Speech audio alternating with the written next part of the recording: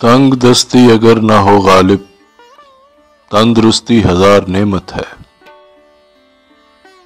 ہمارے ملک کے ایک نامور سیاستدان کو آصف علی زرداری نے کھانے کی دعوت دی۔ یہ دعوت پر پہنچے تو ٹیبل پر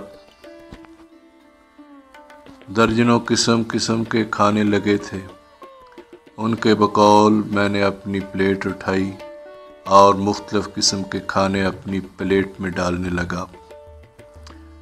اتنی دیر میں زرداری صاحب کا سیکرٹری آیا اور ان کا کھانا ان کے سامنے رکھ دیا۔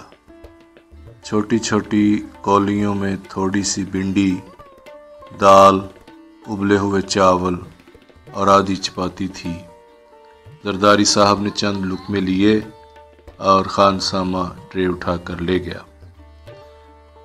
میں نے ان سے ان کی سادہ خوراک کے بارے میں پوچھا تو وہ ہنس کے بولے کہ میری خوراک بس بھنڈی اور سادہ چاول تک محدود ہے، میں ان کے علاوہ کچھ کھا ہی نہیں سکتا۔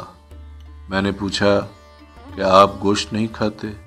وہ مسکرائے اور بولے میں گوشت کھا ہی نہیں سکتا۔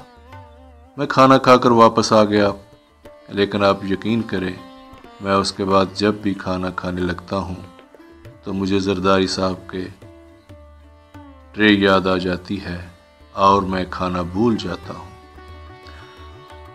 ارشاد احمد حقانی پاکستان کے سینئر صحافی اور کالم نگار تھے۔ روزنامہ جنگ میں کالم لکھتے تھے۔ میں ان سے لکھنا سیکھا۔ شاہ صاحب نے میں 1998 میں ایران جا رہا تھا۔ ارشاد احمد حقانی سے ملاقات ہوئی۔ انہوں نے پوچھا کیا آپ مشہد بھی جائیں گے؟ میں نے عرض کیا جی جاؤں گا۔ انہوں نے فرمایا آپ میرے لیے وہاں خصوصی دعا کیجئے گا۔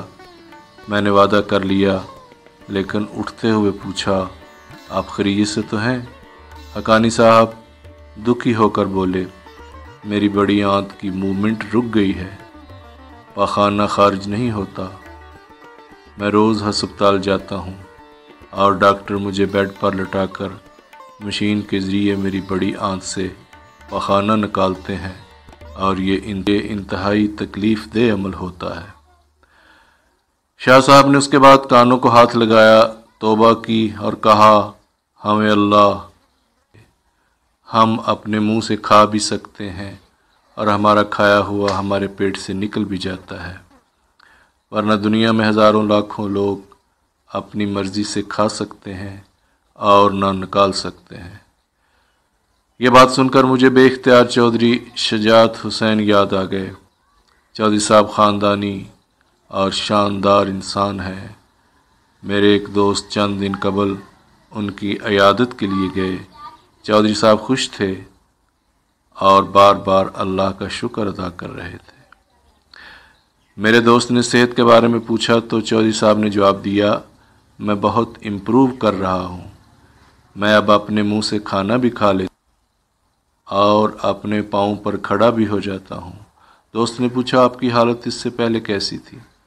چودھری صاحب بولے میری ٹانگیں میرا بوجھ نہیں اٹھاتی تھیں اور میرے پیٹ میں ٹیوب لگی ہوئی تھی، ڈاکٹر مجھے اس کے ذریعے کھلاتے تھے، میں منہ کے ذائقے کو ترس گیا تھا۔ الحمدللہ میں اب تھوڑا تھوڑا کر کے کھا بھی سکتا ہوں اور چل پھر بھی سکتا ہوں۔ میں بینک کے ایک مالک کو جانتا ہوں، یہ صبح جاگتا ہے تو چار بندے 1 گھنٹہ لگا کر اسے بیڈ سے اٹھنے کے قابل بناتے ہیں۔ یہ اس کے پٹھوں کا مساج کرتے ہیں کہ اس کے جسم کو حرکت دے سکیں۔ اس کی گاڑی کی سیٹ بھی مساج چیئر ہے، یہ سفر کے دوران اسے ہلکا ہلکا دباتی رہتی ہے، اور ان کے دفتر اور گھر دونوں جگہوں پر ایمبولینس ہر وقت تیار کھڑی رہتی ہے۔ آپ دولت اور اثر و رسوخ دیکھیں تو آپ رشک پر مجبور ہو جائیں گے، اور اگر آپ اس کی حالت دیکھیں تو آپ 2 گھنٹے توبہ کرتے رہیں۔ اسی طرح پاکستان میں ہوٹلز اور موٹلز کی ایک ٹائکون ہے صدر الدین ہاشوانی۔ یہ 5-6 برسوں سے شدید بیمار ہیں۔ ڈاکٹر اور فزیوتھراپسٹ دونوں ہر وقت ان کے ساتھ رہتے ہیں۔ उनके प्राइवेट जहाज़ में उनके साथ सफ़र करते हैं। फिजियोथेरापिस्ट्स दुनिया जहां से उनके लिए फिजियोथेरापी की मशीनें तलाश करते रहते हैं। मुझे जर्मनी के शहर बार्डन जाने का इत्तेफाक हुआ। ये मसाज और देसी गुस्ल का टाउन है। शहर में मसाज के दो सौ साल पुराने सेंटर हैं और दुनिया जहां से अमीर लोग मालिश करवाने के लिए वहां जाते हैं। 6 महीने तक बुकिंग नहीं मिलती। आप वहां लोगों की हालत देखें तो आपकी नींद उड़ जाएगी। मरीज़ के प्रोफाइल में 10-10 बिलियन डॉलर की कमेटी होती है, लेकिन हालत देखेंगे तो वो सीधा खड़ा होने के काबिल भी नहीं होता। हम इंसान एक नस खिंच जाने के बाद अपने पाँव पर खड़ा होने के काबिल नहीं रहते। हम चम्मच तक नहीं उठा पाते और निगलने के काबिल नहीं रहते। ये हमारी असल औकात है। तो फिर किस बात का गरूर और फ़ख्र। तौबा करते रहें, माफ़ी मांगते रहें, अल्लाह सुब्हानहू व तआला के हुज़ूर गिड़गिड़ाते रहें और उसके सामने अपना सर झुकाते रहें। फ़बिअय्यि आलाइ रब्बिकुमा तुकज़्ज़िबान।